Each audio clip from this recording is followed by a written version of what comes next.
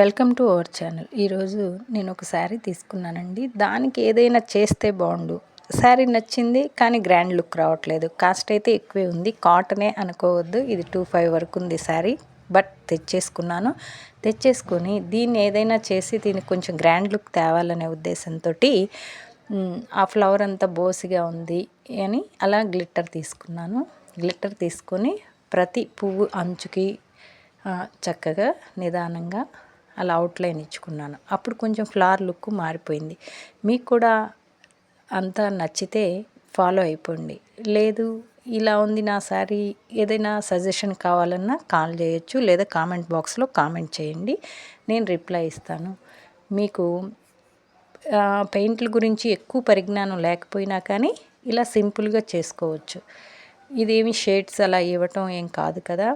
Present Thanjavur paint చాలా ట్రెండీలో ఉంది. ఆ లుక్లో దీన్ని తీసుకొచ్చాను. తంజావూరు పెయింటింగ్స్ గురించి మీరు చూసే ఉంటారు. తెలియదంటే ఒకసారి చూడండి ఎక్కడైనా. ఈ విధంగా అవుట్లైన్ ఇచ్చాను. ఫ్లవర్ లుక్ అయితే మారిపోయింది చూడండి. ఇందాకున్న ఫ్లవర్ లుక్కి ఇప్పుడున్న ఫ్లవర్ లుక్కి మారింది. ఇలాగే లీఫ్ కూడా డిజైన్ చేశాను. లీఫ్ చుట్టూ కూడా వంకుర్లు ఉంటే ఆ వంకుర్లు లాగే చేయాలన్నమాట. కొంచెం టైం తీసుకున్నా మీకు ఈజీగా వచ్చేస్తుంది. వీడియో నచ్చితే లైక్ చేసి షేర్ చేసి సబ్స్క్రైబ్ చేసుకోండి ప్లీజ్. ఇలాంటి ఐడియాస్ మరిన్ని మీకు తీసుకురావడానికి నాకు హెల్ప్ఫుల్గా ఉంటుంది. అంటే ఎంకరేజ్మెంట్ ఇచ్చిన వాళ్ళు అవుతారు.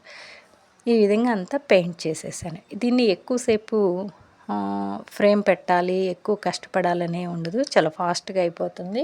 ఫ్రేమ్ లేకుండా నేను కింద పరుచుకొనే చేసేసాను. కాసేపు ఒక 2-3 అవర్స్ ఆరబెట్టుకుంటే సరిపోతుంది. బ్యాక్ సైడ్ తిప్పి ఐరన్ చేశారు అంటే ఈ పెయింట్ ఎక్కడికి పోదు. శారీ ఉన్నన్ని రోజులు ఈ గ్లిట్టర్ ఉంటుంది. మరి ఇలా తయారు చేశాను. శారీ లుక్ ఇప్పుడు మారిపోయింది కదా. సో మీకు నచ్చిందండి.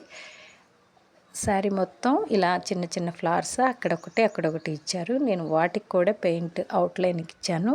పెయింట్ కాదండి, అవుట్లైన్ వేశాను.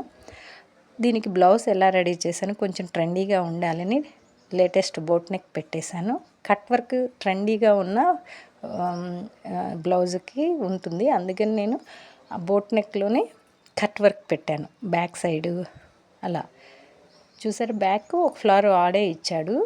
ఇప్పుడు తంజావూరు పెయింట్తో బ్యాక్ ఒక బొమ్మ వేసి దాన్నే హైలైట్ చేస్తున్నారు కదా బ్లౌజెస్కి, ఆ టైప్లో ఇచ్చాడు. సో నేను ఇలా కట్ వర్క్ పెట్టి బ్యాక్ సైడ్ ఇచ్చాను. ఫ్రంట్ కూడా చూడండి అలా కట్ వర్క్ పెట్టుకున్నాను. అలా స్టిచ్ చేసిన వెంటనే బకరం వేస్తాం కదా, ఐరన్ చేసుకుంటే ఆ బ్లౌజు చాలా నీట్గా ఉంటుంది. ఏ బ్లౌజ్ అయినా స్టిచ్ చేసాక ఒక్కసారి ఐరన్ చేసుకుంటే ఆ నీట్నెస్ బ్లౌజ్ చినిగే వరకు ఉంటుంది. మరి దీనికి కూడా ఇలా స్టిచ్ చేసిన తర్వాత కూడా ఏదో ప్లెయిన్ ఇంకొంచెం హైలైట్ చేయాలి అనిపించింది. సో దీనికి కూడా ఇప్పుడంతా కోలం డిజైన్ ఫ్యాషన్ కదా. సో నెక్కి నేను అలా కోలం డిజైన్ లైట్గా ఇచ్చాను. ఇలాగ తయారైంది అండి. బాగుందా?